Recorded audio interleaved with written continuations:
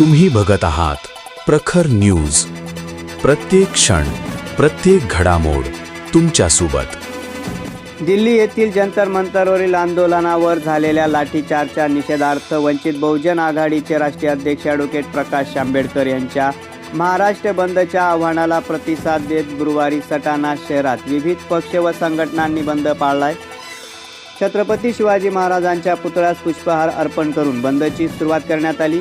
त्यानंतर व्यापाऱ्यांना शांततेत बंदमध्ये सहभागी होण्याचे आवाहन करण्यात आले. दादा खरे, माजी आमदार संजय चव्हाण, देवीदास सोनवणे आदींनी लाठीचार्जचा निषेध व्यक्त करत केंद्रीय शिक्षण मंत्री धर्मेंद्र प्रधान यांच्या राजीनाम्याची मागणी केली. तसेच आंदोलकांवरील गुन्हे मागे घेऊन जखमींना नुकसान भरपाई देण्याची मागणी करण्यात आली. यानंतर शहरातून मोर्चा काढून तहसीलदार कैलास चावडे व पोलीस निरीक्षक योगेश पाटील यांना विविध मागण्यांचं निवेदन सादर करण्यात आले. यावेळी देवीदास सोनवणे, शेखर बच्चाव, केशव मांडो, सुरेखा बच्चाव, चेतन वनीस, मयूर वाघ, रवींद्र सोनवणे, प्रकाश बच्चाव, रवींद्र पवार, संजय गरुड, निलेश देवरे, कैलास अहिरे, राजेंद्र महिरे, संदीप मजदे यांच्यासह विविध पक्षाचे पदाधिकारी, कार्यकर्ते, व्यापारी व नागरिक उपस्थित होते. प्रखर न्यूजसाठी भैयासाहेब माळी, सटाणा.